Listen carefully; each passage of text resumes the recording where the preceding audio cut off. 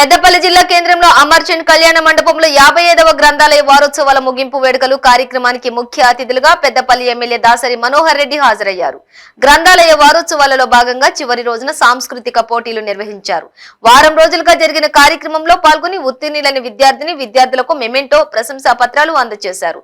ఈ సందర్భంగా MLA Dasari Manohar Reddy ZP chairman పుట్ట మధుకర్ మాట్లాడుతూ గ్రంథాలయాలు మౌన విశ్వవిద్యాలయాలుగా వాడుకోవాలని, విద్యార్థులందరూ గ్రంథాలయాల ద్వారా వైజ్ఞానికంగా మేధోశక్తిని పెంచుకుని భారతదేశ తెలుగు చరిత్రను తెలుసుకోవాలని అన్నారు. ఇక ఉద్యమాల తీరు తెన్నెలను తెలుసుకుని నాయకత్వ లక్షణాలను అలవర్చుకోవాలన్నారు.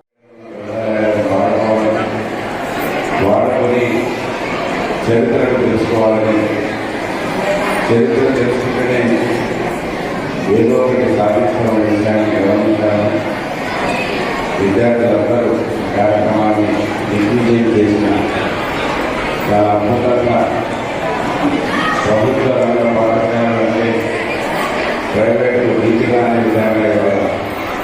మా ప్రభుత్వ మహాత్మా పూలే గారి తర్వాత మైనార్టీ స్కూల్స్ తెలుగు కూడా అద్భుతంగా వారి యొక్క నైపుణ్యాన్ని ప్రదర్శించినారు.